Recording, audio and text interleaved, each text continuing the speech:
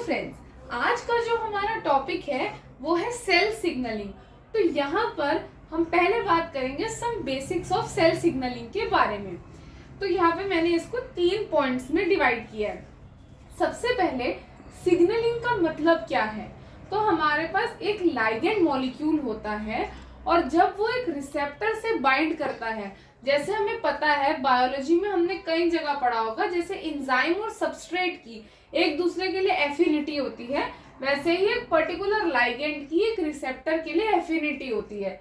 वो साथ में बाइंड करके रिसेप्टर लाइगेंड कॉम्प्लेक्स बनाते हैं जो कि कोई पर्टिकुलर सिग्नल जनरेट करेगा।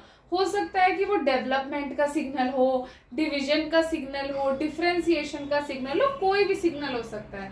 सो बेसिकली सिग्नल जनरेशन का ये प्रोसेस होता है कि एक लाइगेंड जाकर रिसेप्टर से बाइंड करता है और वो मिलके एक कॉम्प्लेक्स बनाते हैं जो कि सिग्नल जनरेट करता है। सेकंड पॉइंट, जब हम बात करते हैं रिसेप्टर की, तो receptors can be classified as intracellular और एक्स्ट्रासेल्यूलर। तो जब रिसेप्टर इंट्रासेल्यूलर होगा, इसका क्या मतलब है, जैसे इंट्रासेल्यूलर है, अगर रिसेप्टर अंदर की तरफ प्रेजेंट है सो ऑब्वियसली उसका लाइगेंड भी अंदर ही जाके बाइंड करेगा। इसीलिए जो इंट्रासेल्यूलर या साइटोसोलिक रिसेप्टर होता है उसका लाइगेंड हाइड्रोफोबिक होता है, क्योंकि हमारी मेम्ब्रेन हाइड्रोफोबिक है, इसीलिए उससे हाइड्रोफोबिक जो मॉलिक्यूल्स है वो इजीली पास कर सकते हैं। ऐसे ही अगर हमारा रिसेप्टर एक्स्ट्रा सेल्यूलर है, बाहर की साइड प्रेजेंट है, तो ऐसे केस में लाइगेंड को भी बाहर ही रहना चाहिए, तो वो हाइड्रोफिलिक होगा। तो ये है टाइप्स ऑफ रिसेप्टर्स कि रिसेप्टर या तो इंट्रासेल्यूलर होगा या एक्स्ट्रा। लाइगेंड जो है या तो हाइड्रोफिलिक होगा या हाइड्रोफोबिक होगा। Talking about types of signalling, signalling can be classified into 4 major types: autocrine, paracrine, juxtacrine and endocrine. तो ऑटोक्राइन में क्या हम देख सकते हैं, जो सेल लाइगेंड प्रोड्यूस कर रहा है उसी के पास खुद रिसेप्टर है, मतलब सेम सेल पर ही लाइगेंड है और सेम सेल पर ही रिसेप्टर है। पैराक्राइन में क्या होता है, जो सेल लाइगेंड प्रोड्यूस कर रहा है, जो रिसिपिएंट सेल है या जो रिस्पॉन्डर सेल है वो उसके नेबरिंग में होना चाहिए। जक्स्ट्राक्राइन में दोनों सेल्स के बीच में फिजिकल कांटेक्ट होना बहुत जरूरी है। और एंडोक्राइन का मतलब होता है डिस्टेंट, मतलब जो सेल लाइगेंड प्रोड्यूस कर रहा है वो रिस्पॉन्डर से बहुत दूर है।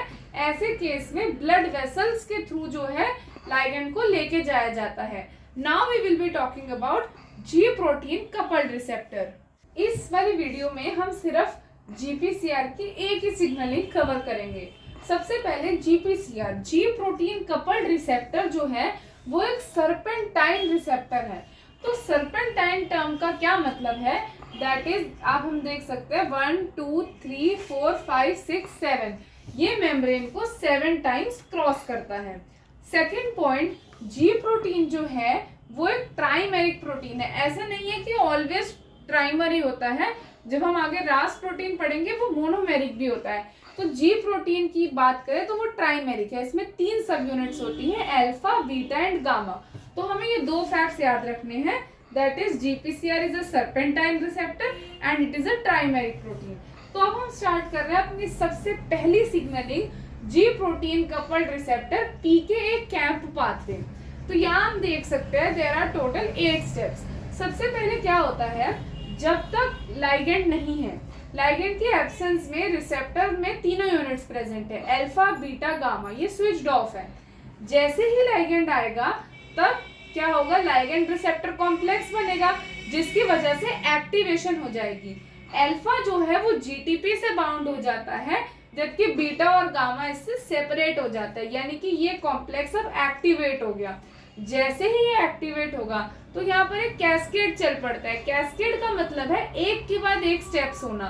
तो अब यहाँ पे क्या होगा, ये एक्टिवेट हुआ तो अब ये किसी और मॉलिक्यूल को भी एक्टिवेट करेगा। जो अल्फा एक्टिवेटेड फॉर्म है वो जाकर एडिनाइलेट साइक्लेज को एक्टिव करती है। एडिनाइलेट साइक्लेज का ये काम है कि it converts adenosine triphosphate to cyclic AMP. Cyclic AMP को हमने पिंक कलर से डिनोट किया है। अब क्या होता है, ये जो साइक्लिक एएमपी है ये रेगुलेटरी सब यूनिट पे बाइंड हो जाता है। सबसे पहले हमें पता होना चाहिए पीके जो है यानी कि प्रोटीन काइनेज ए, उसमें 2 रेगुलेटरी सब यूनिट्स हैं और 2 कैटालिटिक सब यूनिट्स हैं। तो क्या होता है कि ये जो कैंप है वो रेगुलेटरी सब यूनिट से बाइंड हो जाता है सच दैट कैटालिटिक सब यूनिट इज फ्री नाउ। ये कैटालिटिक सब यूनिट अब जाके न्यूक्लियस में क्रेब प्रोटीन से बाइंड करती है और उसे फॉस्फोराइलेट कर देती है। जब भी क्रेब प्रोटीन फॉस्फोराइलेट हो जाता है, ये अलोंग विद सीबीपी जो है that is CREB binding protein, ये सीआरई पे जाके बाइंड कर जाता है।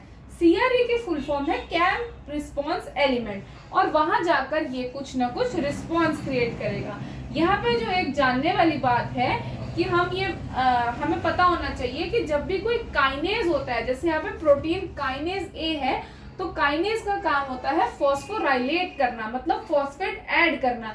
यही अगर कोई फॉस्फेटेज होता है तो उसका काम होता है फॉस्फेट रिमूव करना।